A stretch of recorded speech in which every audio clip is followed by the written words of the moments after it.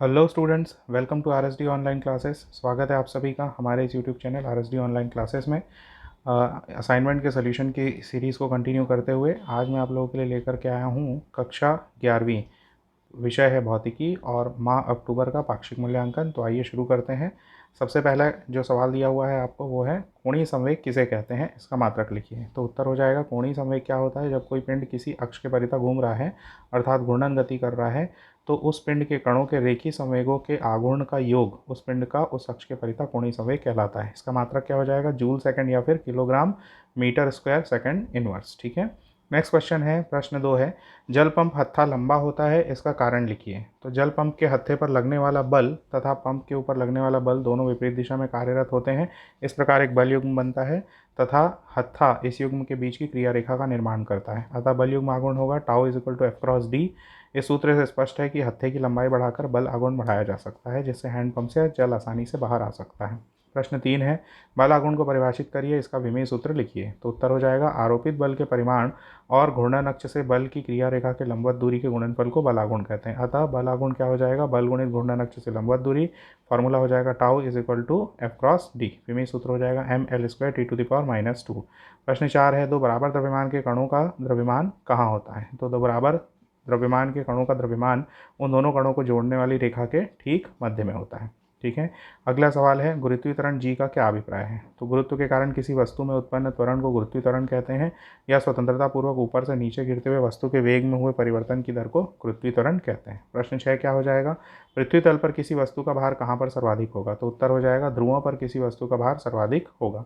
प्रश्न 7 है, पार्किंग कक्ष किसे कहते हैं, इसकी त्रिज्या कितनी होती है। तो जिस कक्षा में भूस्थायी उपग्रह परिक्रमा करते हैं उसे भूस्थायी कक्ष या फिर पार्किंग कक्ष कहते हैं। इसकी त्रिज्या लगभग 42,220 किलोमीटर होती है। प्रश्न 8 है, पलायन वेग किसे कहते हैं, पृथ्वी की सतह पर इसका मान कितना होता है। तो किसी पिंड का वह प्रारंभिक न्यूनतम वेग जिससे किसी वस्तु को पृथ्वी की सतह से ऊर्ध्वाधर ऊपर की ओर फेंकने पर गुरुत्वाकर्षण क्षेत्र के बाहर चला जाता है तथा पृथ्वी की सतह पर वापस नहीं आता, पलायन वेग कहलाता है। पृथ्वी की तल पर पलायन वेग का मान लगभग 11.2 किलोमीटर प्रति सेकंड होता है। प्रश्न 9 क्या है, जड़त्व और जड़त्वाघूर्ण में अंतर लिखिए। तो अंतर आप लोग देख सकते हैं, एक साइड पर जड़त्व लिखा हुआ है, दूसरी साइड पर जड़त्वाघूर्ण। तो पहला क्या हो जाएगा, किसी पिंड का जड़त्व केवल उसके द्रव्यमान पर निर्भर करता है। जड़त्वाघूर्ण के लिए क्या हो जाएगा, किसी पिंड का किसी अक्ष के परितः जड़त्वाघूर्ण उसके द्रव्यमान तथा घूर्णन अक्ष के चारों ओर के द्रव्यमान के वितरण पर निर्भर करता है। दूसरा अंतर है, किसी वस्तु का वह गुण जिसके कारण वह अपने विरामावस्था अथवा गत्यावस्था में परिवर्तन ना कर पाए, जड़त्व कहलाता है।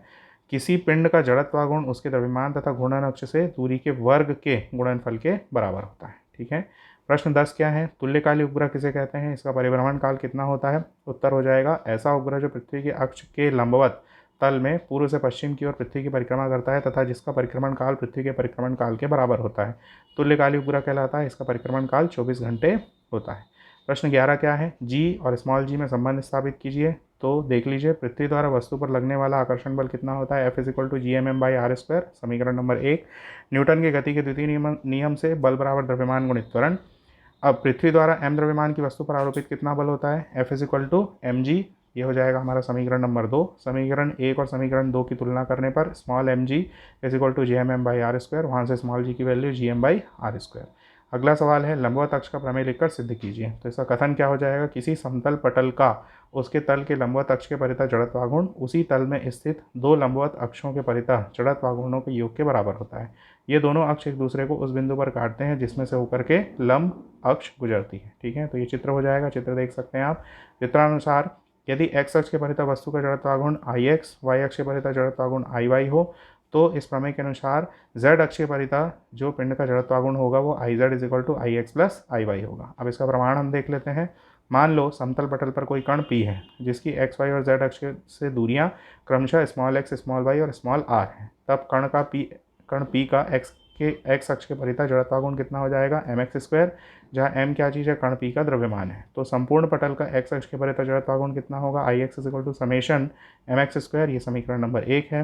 पुनः कण P का y अक्ष के परितः जड़त्वाघूर्ण my स्क्वायर, संपूर्ण पटल का y अक्ष के परितः जड़त्वाघूर्ण Iy is equal to summation my square, समीकरण नंबर 2। इसी प्रकार z अक्ष के लिए Iz is equal to summation mr square, समीकरण नंबर 3। चित्रानुसार समकोण त्रिभुज PMO में OP square is equal to PM square plus OM square that is equal to PM square plus PN square, या फिर आप इसकी वैल्यू पुटअप करेंगे तो OP की जगह आप R लिख सकते हैं, PM की जगह X और PN की जगह Y।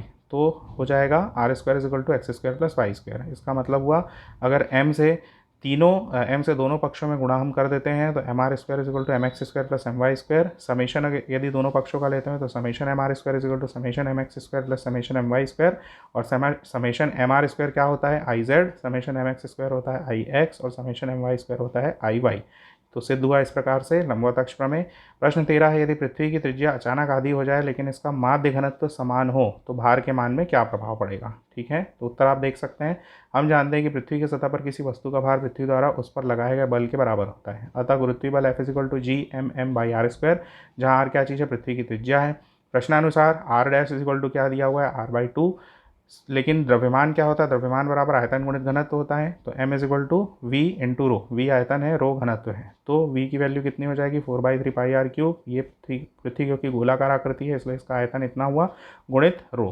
तो समीकरण 1 से हमको मिल जाएगा, समीकरण 1 में इस मान को हम रख देंगे, कैपिटल M की वैल्यू को रख देंगे तो मिल जाएगा हमको F is equal to G by R square into small m into capital M की वैल्यू रख दो 4/3 pi R cube into rho. जो भी काटा उसके बाद क्या बचा, F is equal to G into small m into 4/3 pi R into rho, यानी जी गुणित m गुणित 4/3 पाई आर गुणित रो। ये समीकरण नंबर 2 हुआ।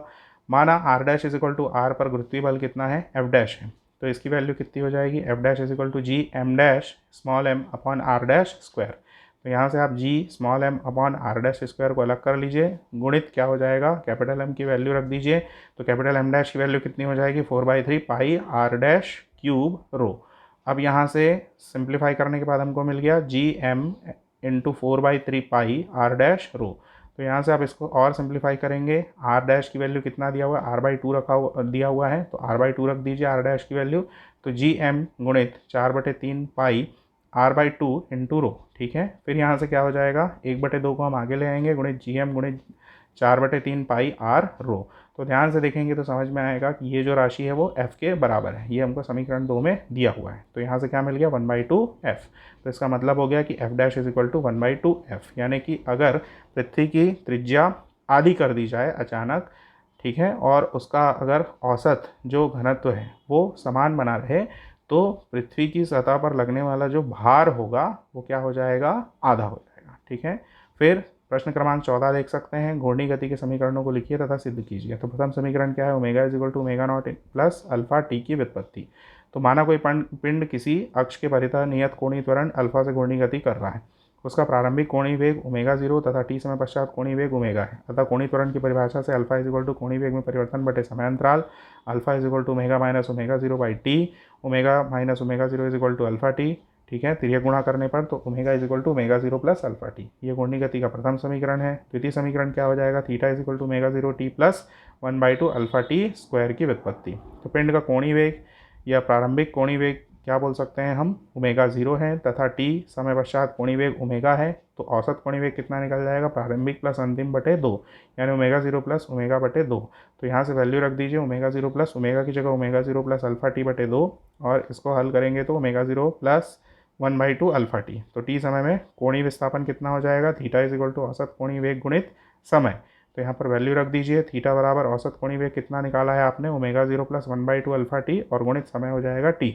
इसको हल करेंगे, theta is equal to omega 0 t plus 1/2 alpha t square. ये घूर्णी गति का द्वितीय समीकरण है।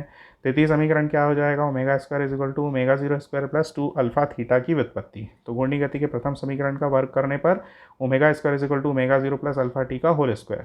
ठीक है, इसको सिंप्लीफाई कर लीजिए, omega 0 square plus 2 omega 0 alpha t plus alpha square t square.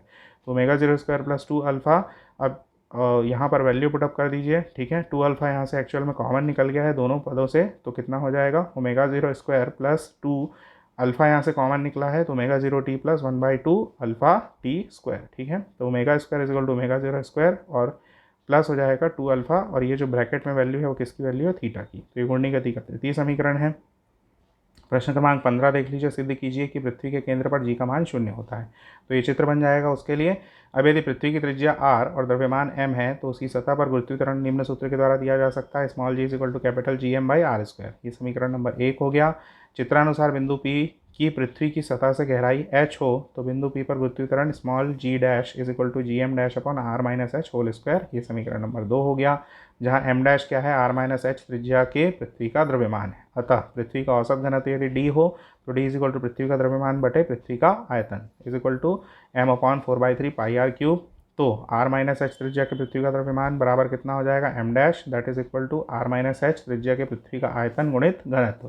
तो ये हो जाएगा 4/3 pi r minus h whole cube into m/4/3 pi r cube, that is equal to m into R minus h whole cube upon R cube. ये हो जाएगा समीकरण number 3। समीकरण 2 और 3 से g dash is equal to capital G capital M into R minus h whole cube upon R cube upon R minus h whole square. काटने के बाद बचेगा GM R minus H upon R cube, समीकरण number 4। समीकरण 1 और 4 से क्या हो जाएगा, g dash equal to g, तो वैल्यू रख दीजिए GM into R minus H upon R cube upon GM upon R square. सरलीकृत करेंगे, सिंप्लीफाई करेंगे तो r minus H upon R बचेगा। तो G dash upon G is equal to 1 minus H upon R. अब पृथ्वी के केंद्र पर क्या हो जाएगा, केंद्र कहाँ पर माना है हमने चित्र में, O पर माना है, तो पृथ्वी के केंद्र पर यानी O पर h बराबर r होगा, इसलिए समीकरण 5 से वहाँ पर वैल्यू पुटअप करेंगे तो जी डैश बराबर 0। यही हमको क्या करना था, सिद्ध करना। तो इस तरीके से ये असाइनमेंट यहाँ पर समाप्त होता है। अगर आप हमारे चैनल पर नए हैं तो प्लीज़ हमारे चैनल को सब्सक्राइब करिए, वीडियो को ज़्यादा से ज़्यादा लाइक करिए, शेयर करिए आपके फ्रेंड्स के ग्रुप्स में, व्हाट्सएप ग्रुप में और फेसबुक ग्रुप्स में ज़्यादा से ज़्यादा शेयर करिए और हमारे चैनल के साथ जुड़े रहिए आने वाले जो मंथली असाइनमेंट्स हैं और जो पाक्षिक मूल्यांकन हैं उनके हल देखने के लिए।